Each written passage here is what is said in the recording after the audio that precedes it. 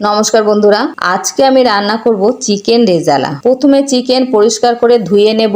এখানে নিয়েছি পেঁয়াজ, আদা, রসুন, কাঁচা লঙ্কা। এবারে ধুয়ে রাখা মাংসর মধ্যে দিয়ে দেব 200 গ্রাম টক দই। এরপর দেব আদা, রসুন, কাঁচা লঙ্কা বাটা, গোলমরিচ গুঁড়ো, আন্দাজ মতো নুন আর সাদা তেল। সমস্ত কিছু দিয়ে মাংস ভালো করে মেখে 10 মিনিটের জন্য ঢাকা দিয়ে রাখবো। এদিকে ওভেনে টুকরো করে কেটে রাখা পেঁয়াজ সামান্য সেদ্ধ করে নেব আর ঠান্ডা করে মিক্সিতে একটা পেস্ট তৈরি করে নেব। আর এদিকে আরো একটা পেস্ট তৈরি করে নেব।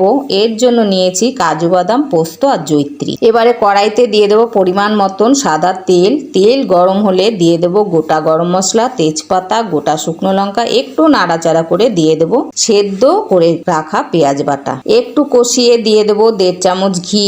আবারও কষিয়ে দেব আদা, রসুন, কাঁচা লঙ্কা বাটা। এবারে দেব ধনে গুঁড়ো আর খুব সামান্য হলুদ। এবারে ভালো করে কষিয়ে দিয়ে দেব সামান্য বাটি ধোয়া জল। এরপর দিয়ে দেব মাখা মাংস। 10 মিনিট মাঝারি আঁচে ভালোভাবে কষিয়ে ঢাকা দিয়ে দেব। 10 মিনিট পর ঢাকা তুলে কাজু বাদাম, পোস্ত, জয়িত্রী বাটা দিয়ে আবারও ভালো করে কষিয়ে নেব। এবারে দিয়ে দেব পরিমাণ মতন জল। ঝোল ভালোভাবে ফুটে ঘন হয়ে এলে দিয়ে দেব স্বাদের জন্য চিনি আর 1 চামচ ঘি। এবারে নামিয়ে নেব।